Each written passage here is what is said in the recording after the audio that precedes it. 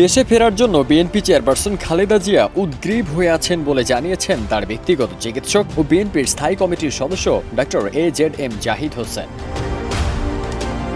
যুক্তরাজ্য যুবদলের আয়োজনে আরাফাত রহমান কোকোর মৃত্যুবার্ষিকীতে লন্ডনের ব্রিকলেন মসজিদে গত 28 জানুয়ারি অনুষ্ঠিত দোয়া মাহফিলে তিনি কথা বলেন।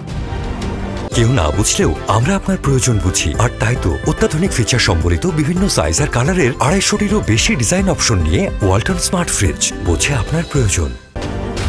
জাহিদ হোসেন বলেন, খালেদা জিয়া বর্তমানে আগের তুলনায় শারীরিক ও মানসিকভাবে সুস্থ। তিনি, তারেক রহমান, 2 পুত্রবধূ ও 3 নাতনির সঙ্গে বেশ ভালো সময় কাটাচ্ছেন। লন্ডনে চিকিৎসাধীন অবস্থায় কিছু মেডিকেল পরীক্ষার রিপোর্ট হাতে পেলেই দেশে ফেরার চূড়ান্ত সিদ্ধান্ত নেবেন তিনি।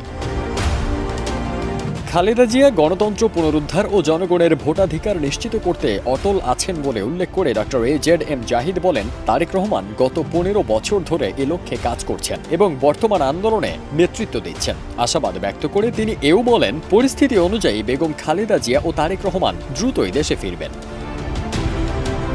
অনুষ্ঠানে যুক্তরাজ্য বিএনপির নেতৃবৃন্দের মধ্যে উপস্থিত ছিলেন সভাপতি M.A. মালিক, সাধারণ সম্পাদক কয়সর M. আহমেদ ও স্বেচ্ছাসেবক দলের আবুল হোসেন। দোয়া মাহফিলে বিএনপি চেয়ারপারসনের সুস্থতা ও গণতন্ত্রের জন্য সকলের দোয়া কামনা করা হয়।